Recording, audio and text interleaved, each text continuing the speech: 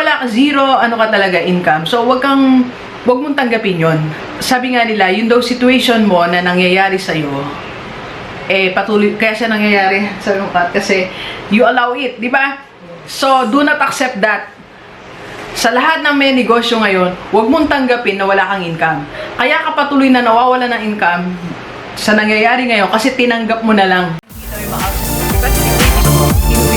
Six reasons why you should start your own business. As much as possible, you apply.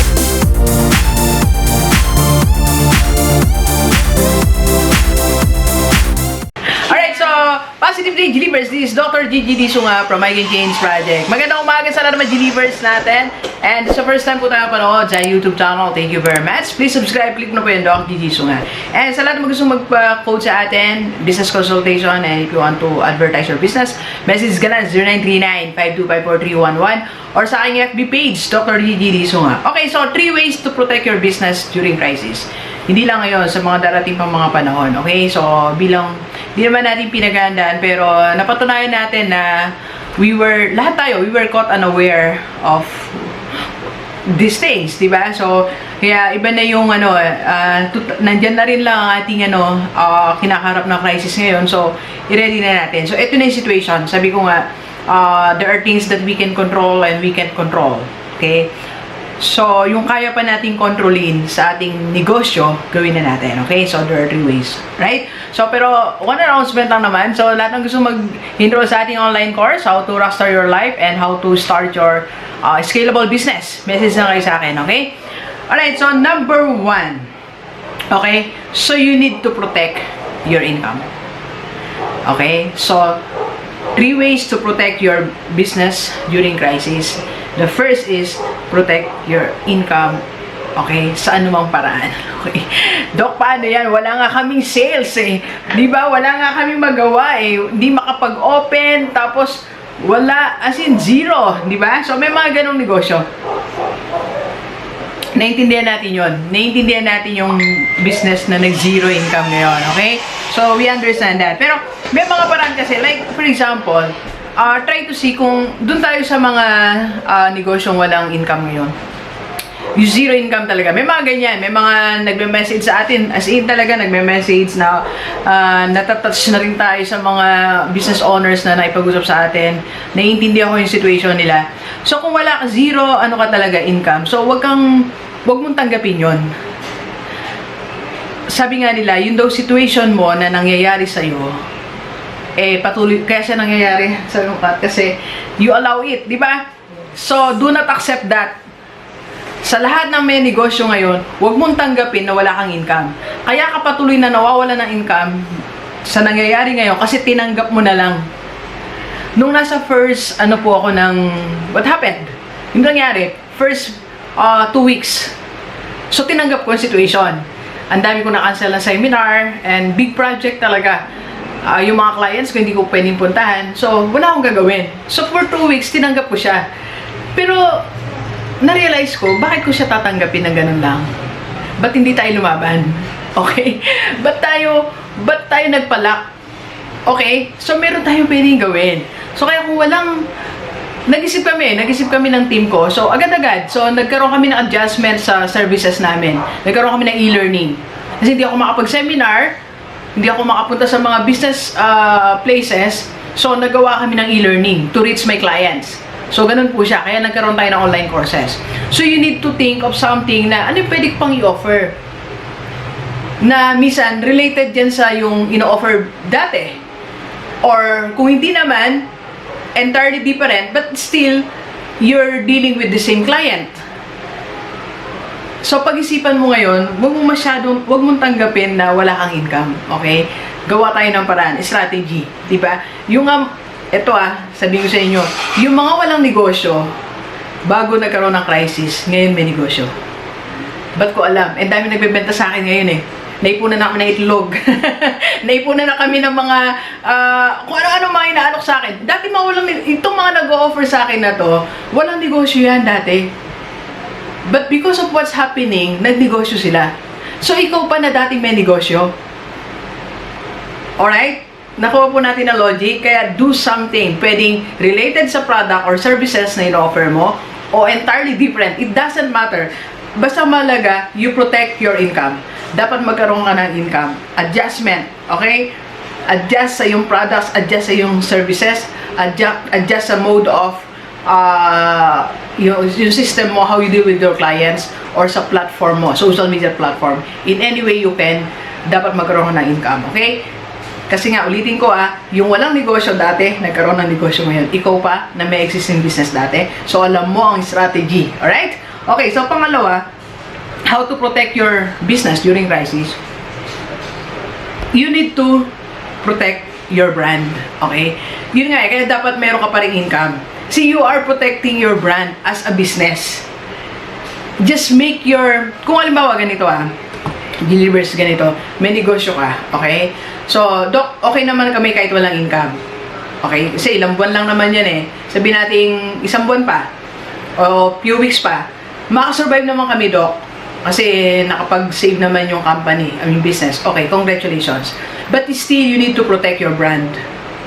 For example, isa kang school. Okay? Still, you need to protect your, you still need to protect your, you need to protect your name as a school. So, you have to do something. Keep connected with your clients. Keep connected to the people, yung mga naghihintay sa'yo. Provide quality information, provide quality videos, articles that can still help your clients. Kung ayaw mo na ng income, okay ka naman, ayaw mo rin ma-stress, may mga ganun eh. Congratulations sa'yo So kung ganyan ang yung marami rin ganyan na ayaw na lang nila, Doc, pahinga ko na lang to kasi matagal akong hindi napahinga, matagal akong hindi nagkaroon ng transaction. So, yun na siya. So, okay lang magpapahinga. But still, you need to protect your brand. Okay? Protect your brand. At least nakikita ka pa rin sa social media, nakikita ka pa rin ng kliyente mo, nakikita ka pa rin ng community mo. Yan yung advice ko sa isang hawak ko. I'm a school consultant po sa Bulacan. Sabi ko, you need to protect your name. Okay? So, dapat nakikita ka pa rin ng mga parents, nakikita ka pa rin ng community mo. Keep posting sa yung social media. So, you need to protect your brand. Okay? So, para pagka-lift nito, okay na, di ba? Nandun ka pa rin. Hindi yung, ay, nawala si bigla. Hindi ganon. Okay? Number 3, okay? So, you need to protect also your customer or your employees. Okay? So, paano ba yan? Pera mga nasa po. Meron po akong papaita sa inyo na ito suggestion lang naman if you want. Dalawang klase kasi yung business ngayon, di ba? Isa nagaganap siya online. Okay? So, yung isa naman nagaganap siya personal transaction. Okay? So, may mga nag-open. Like ngayon, convenience store, hospital, or any business na open na ngayon. May pinayagan na tayo mag-open. So, ngayon, ang natin, how to protect your, hindi lang customer mo, pati employees mo. Okay? Dok, 10 lang na may employees ko. You still have to protect that. Di ba may mga company kasi ngayon na, ang tawag dito, nagpapapasok sila, may skeletal sila. So, at least half of the employees pumapasok. So, you still need to protect your employees. Okay? So, right. So, may isang company kasi tayong kapartner, yung Inspire. Okay? Actually, sino tumawag kanina.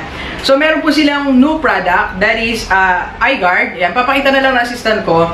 So, it's a face device. Okay? So, na malalaman mo, for example, meron kang mini convenience store.